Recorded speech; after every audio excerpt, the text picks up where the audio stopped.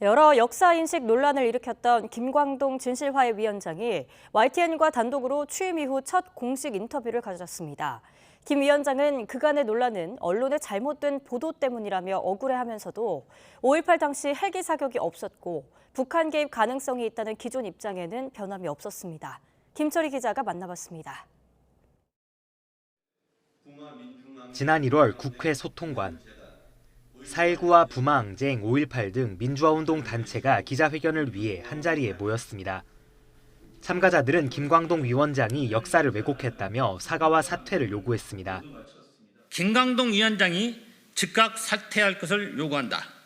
그리고 민주화운동의 애국과 폐매를 방지하기 위하여 국회에서는 민주화운동의 정신을 기리고 김 위원장은 YTN과의 인터뷰에서 이러한 목소리가 나오는 건 언론의 잘못된 보도 때문이라고 주장했습니다.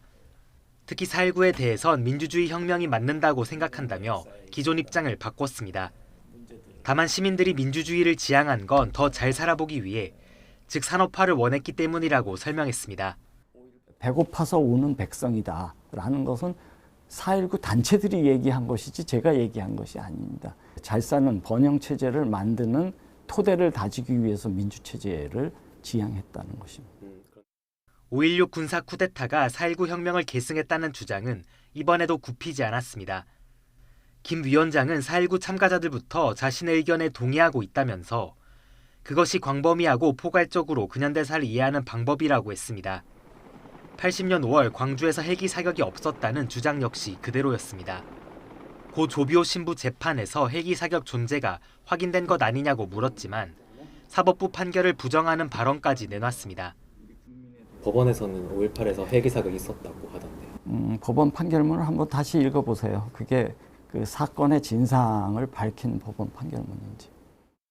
북한 개입설에 대해선 북한이 여러 사건에 관여하고 개입을 시도했던 만큼 광주 민주화운동 과정에도 그런 시도가 있었을 수 있다는 가능성을 제시한 거라고 주장했습니다. 최근 위안부 존재를 검증해야 한다고 말해 논란을 일으킨 이재봉 진실화해 위원 후보자에 대해서도 물었습니다. 김 위원장은 개인 의견 표명을 놓고 손가락질해선 안 된다는 말로 입장을 대신했습니다. 역사 사건에 대해서 어떤 판단하고 개인적인 의견을 표명한 것이 어떤 사회적 지탄의 대상이 되고 이 방향으로 가는 것에는 동의하지는 않습니다. 현재 국회에는 진실화해 위원장이 헌법이나 법률을 위배한 경우 탄핵할 수 있게 하는 과거사 정리법 개정안이 발의돼 있습니다. 이에 대해 김광동 위원장은 국회가 논의할 일이라며 답하지 않았습니다. YTN 김철입니다. 김광동 진실화해 위원장은 YTN과 가진 첫 공식 인터뷰에서 위원회 활동 기간을 연장하고 재단 형태로의 상설화도 필요하다는 입장을 밝혔는데요.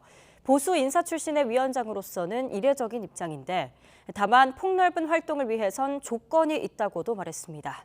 계속해서 김철희 기자입니다.